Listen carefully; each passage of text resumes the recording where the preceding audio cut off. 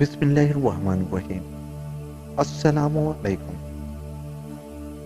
خوش آمدید کہتا ہوں آپ کو اپنے چینل سبق کہانی میں۔ چلتے ہیں آج کی کہانی کی طرف۔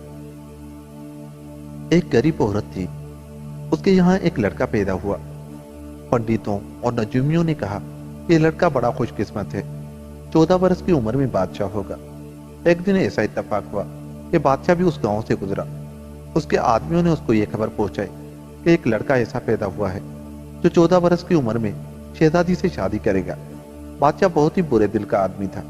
یہ خبر سنتے ہی وہ کہنے لگا، لڑکے کو جس طرح بھی ہو جان سے مار دینا چاہیے۔ یہ سوچ کر گھومتا گھومتا لڑکے کے گھر پہنچا اور اس کی ماں باپ سے کہا کہ یہ لڑکا مجھے دے دو، میں اس کو پالوں گا۔ پہلے تو ماں راضی نہ ہوئی، مگر بادشاہ کے ڈرانے اور دھمکانے سے مجبوراً راضی ہو گئی۔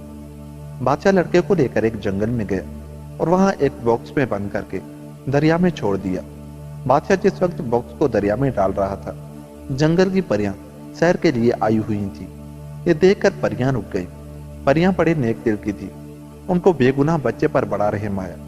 بادشاہ جس باکس کو دریا میں ڈال کر چلا گیا تو پریوں نے باکس کی حفاظت شروع کی، لوری گاتی ہوئی اور باکس کو آہستہ آہستہ کھیتی ہوئی دور تک لے گئی۔ خدا کا کرنا ایسا کہ دریا کے کنارے ایک بہت بڑے زمیندار کا مکان تھا۔ اس زمیندار کی کوئی اولاد نہ تھی۔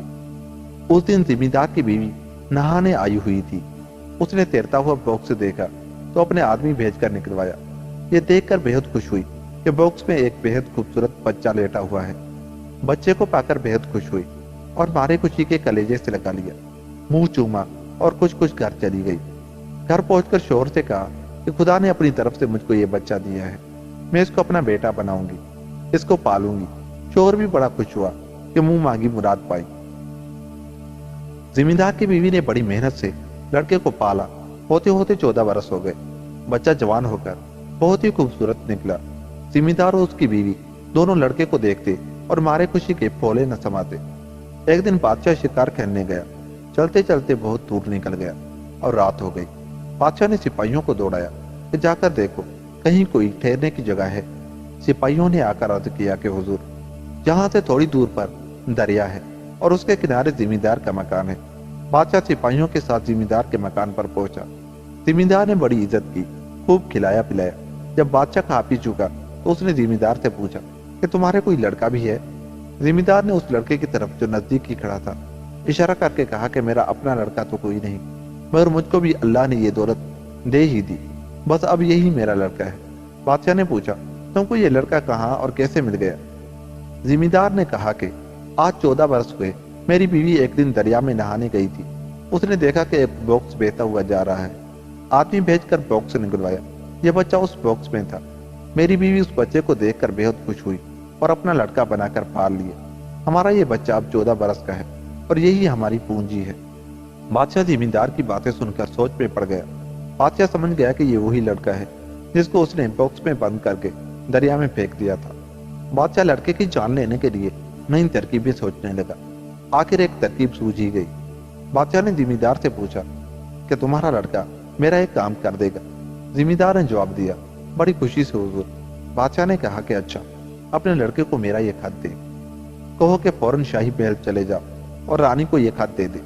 زمیندار نے ہاتھ باندھ کر عرض کیا کہ رات کا وقت ہے، راستہ میں بڑا گھناؤنا جنگل پڑتا ہے، اگر کوئی حرج نہ ہو تو کل صبح کو لڑکا چلا جائے۔ بادشاہ نے کہا نہیں، وہ ابھی اور اسی وقت جائے گا۔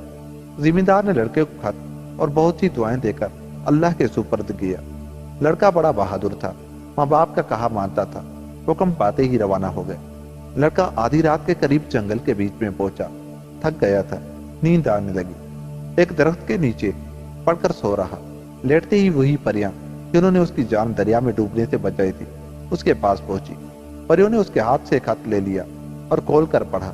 اس میں لکھا تھا، جیسے ہی یہ لڑکا پہنچے اس کو فوراً قتل کر ڈالو۔ پریوں نے کہا کہ اچھا یہ بات ہے۔ وہ خط رکھ لیا اور دوسرا خط لکھ کر لڑکے کے پاس چھوڑ گئی۔